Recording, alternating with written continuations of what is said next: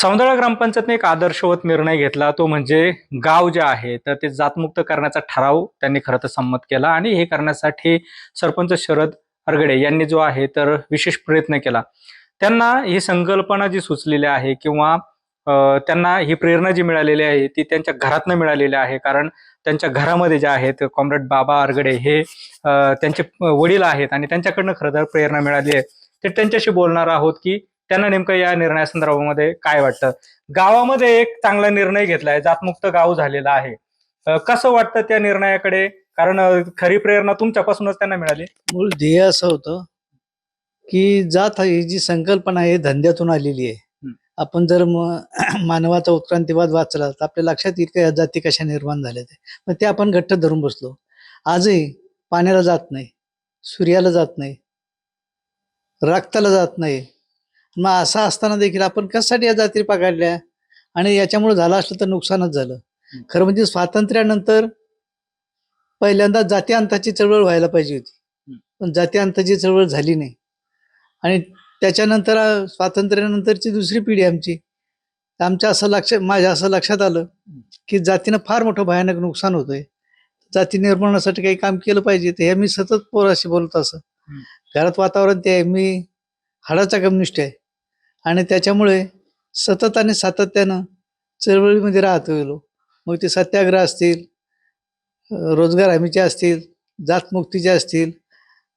एक किस्सा आठवला म्हणून सांगतो तुम्हाला की आमच्या गावामध्ये बारवामध्ये कुत्रं पडलं आणि ते कुत्रं काढायचं तर पोहता कोणाला येत नव्हतं.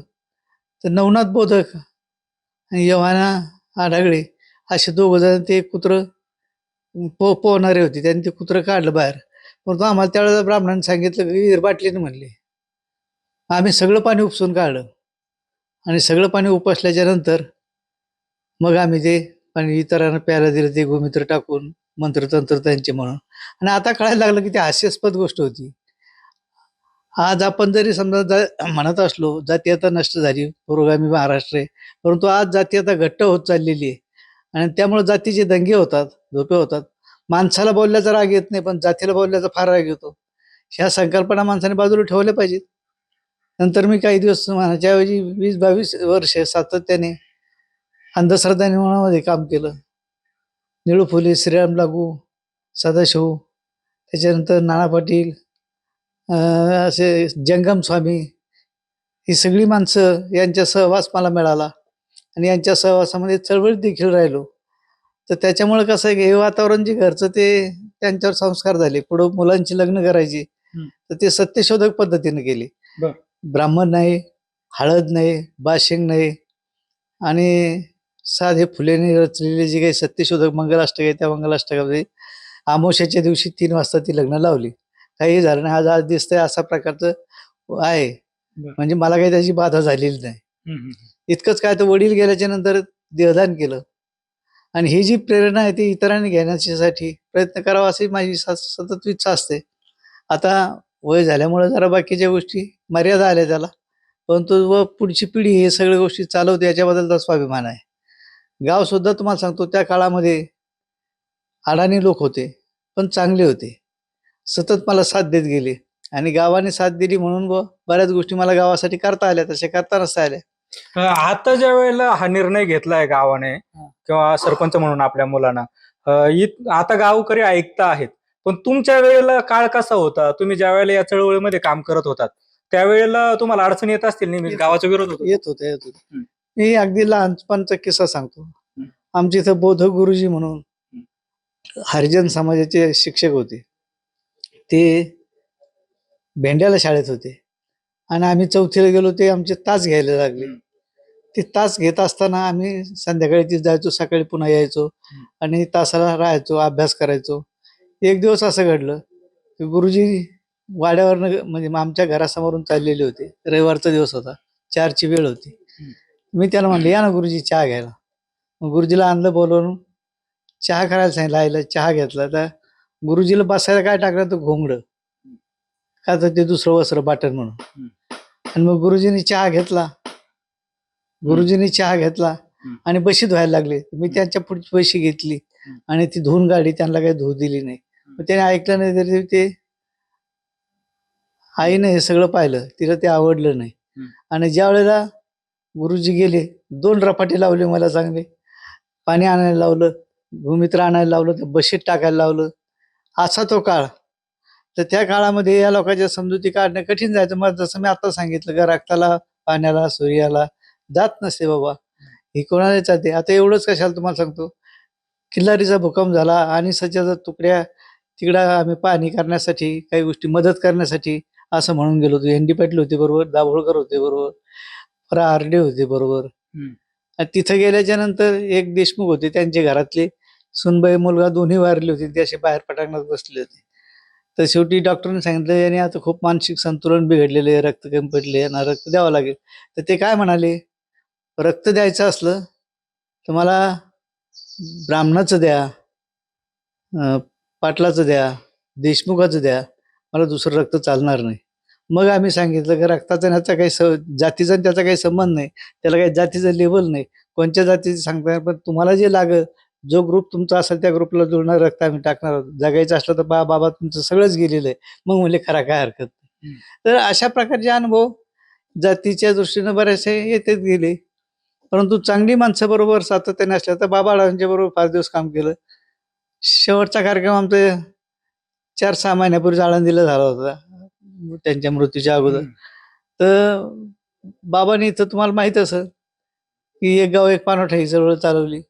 गरज काय होती त्या चळवळीची, जर आजच्या इतकं उन्नत प्रगत झालं असतं तर. तर अशा गोष्टीनं जे काही ग्रंथ लिहिले गेले ते आपल्यासाठी लिहिलेले नाहीत, ते लिहिले ब्राह्मणासाठी. आणि ब्राह्मणाने काय केलं की बा आपल्यावर पगडा कसा राहील असं केलं. आणि आता आपल्याला जर जगायचं असलं तर हे किती बरोबर आहे आणि किती चूक आहे याची चिकित्सा केली पाहिजे ना. आणि मग जगण्या वागण्याचा व्यवहार केला पाहिजे. आपण तसं करत नाहीत. आणि आता तर असं वाटलं होतं आम्हाला, बाबासाहेबांचं मत असं होतं की जात आणि विज्ञान ही गोष्ट जसं विज्ञान प्रगत होत जाईल तशी कमी होईल, पण तसं झालं नाही. तसं झालं नाही. तर त्याच्याकरताने आता या ठरावामुळं आमच्यामुळं दुसऱ्या इतरांनी प्रेरणा घ्यावं आणि असं प्रकरण करावं असं आमची इच्छा आहे. आता गावामध्ये काय काय केलं तर सगळं सांगेल तुम्हाला.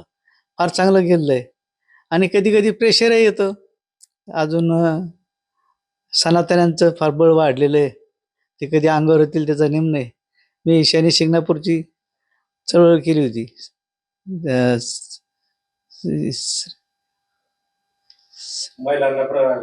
स्त्री पुरुष समतेची.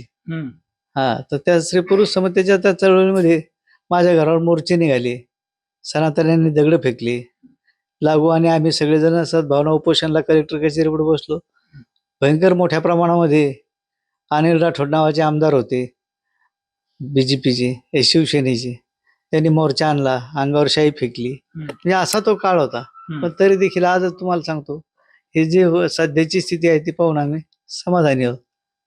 लोकांना काय, आपल्या इतर गावकऱ्यांना जे आवाहन कराल, काय सांगाल नेमकं? इतर गावकऱ्यांना सांगतो, आम्ही जसं पाऊल उचलतो तसं तुम्ही उचला.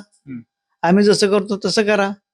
जर समजा आता मानव जातमुक्त व्हायचा असेल आणि तो जर झाला तर कितीतरी दुःखांना नाहीशी होतील.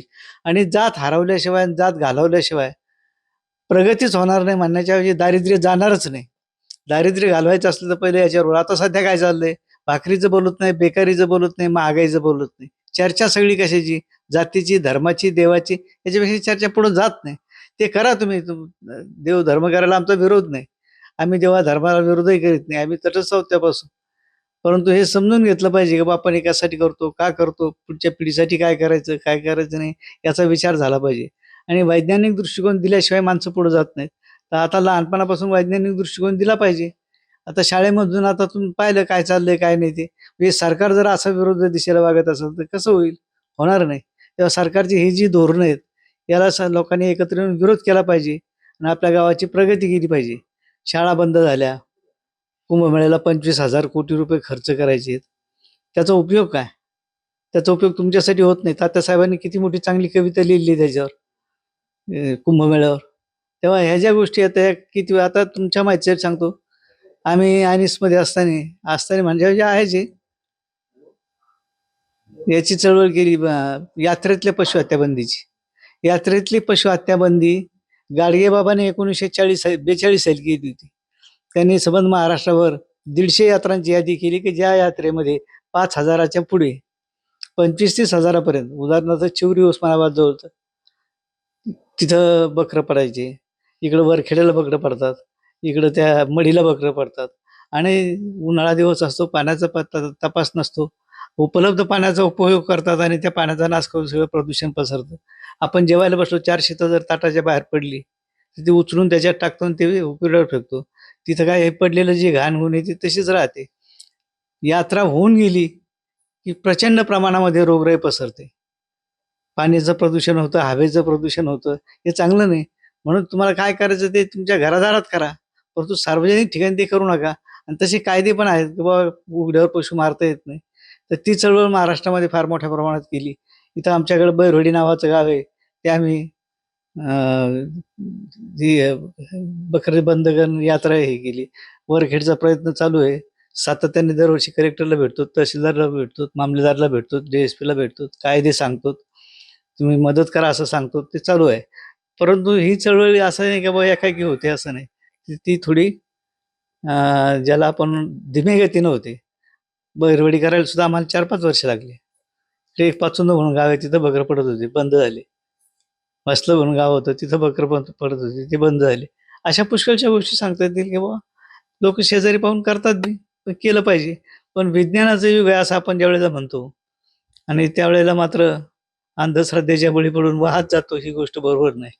हे सगळा त्याचा जन्म त्यातून होतो. तेव्हा आता सुद्धा साधी गोष्ट आहे की आम्हाला घर बांधता येतं, आम्हाला मुलं जन्माला घालता येतात आणि सगळं झाल्याच्या नंतर त्याचं नाव ठेवता येत नाही. नाव पंचांगणात राहतं मुलाचं.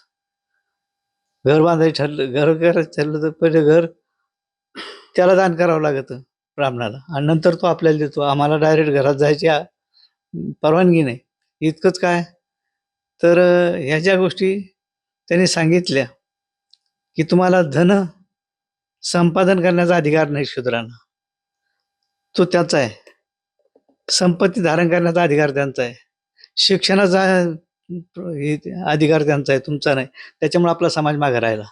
आणि म्हणून जर बहुजन समाजाला जर प्रगती करायची असली तर त्यांनी ही जोखडं फेकून दिली पाहिजे. आणि मोठ्या प्रमाणामध्ये जसं सौंदर्यात लोकांनी जातमुक्त केलं, जातमुक्तीची घोषणा केली आणि त्या दिशेनं पावलं उचलायला लागली. तर ह्या गोष्टी हे केल्या पाहिजेत. आता साधी गोष्ट आहे, त्यांनी खूप चांगला ठराव घेतला. तो ठराव होता कशाचा, तर शिवीबंदीचा. शिव्या आपण कशा देतो, याचे काही कोर्स आहे का? पण महिलाच्या वेगळ्या, पुरुषाच्या वेगळ्या. आणि शिवी द्यायचं म्हणजे अवयवाचा उद्धार करायचा. अरे ज्या ठिकाणी जन्म घेणाऱ्या पवित्र जागेवर तिचा तो उद्धार करतो, ही गोष्ट चांगली नाही. त्या माऊलीचा काय दोष आहे? तर ह्या ज्या गोष्टी आहेत ह्या अतिशय चांगल्या केल्यात. ह्या रोजच्या व्यवहारामध्ये साधी गोष्ट आहे. भांडण होतं सुरू ते कुठून होतं? शिवीपासून होतं. म्हणून ह्या गोष्टी नष्ट करण्याच्या दृष्टीने ह्या असे जे प्रयोग चालू आहेत याच्यातून चांगलं होईल असं आमचं मत आहे. ते व्हावं अशी अपेक्षा आम्ही करत राहतो. एकूण जर बघितलं तर सौंदाळा गावातील जे वेगवेगळे उपक्रम आहेत तर ते अतिशय प्रेरणादायी आहेत आणि त्याचं मूळ खरं तर जर बघितलं तर सरपंचांच्या घरातून जे आहे तर ते समोर येताना आपल्याला पाहायला मिळत आहे. कॅमेरा पर्सन प्रसाद सह सुनील बोंगळे, ABP माझा, सौंदाळा, अहिल्यानगर. ABP माझा, उघडा डोळे बघा नीट.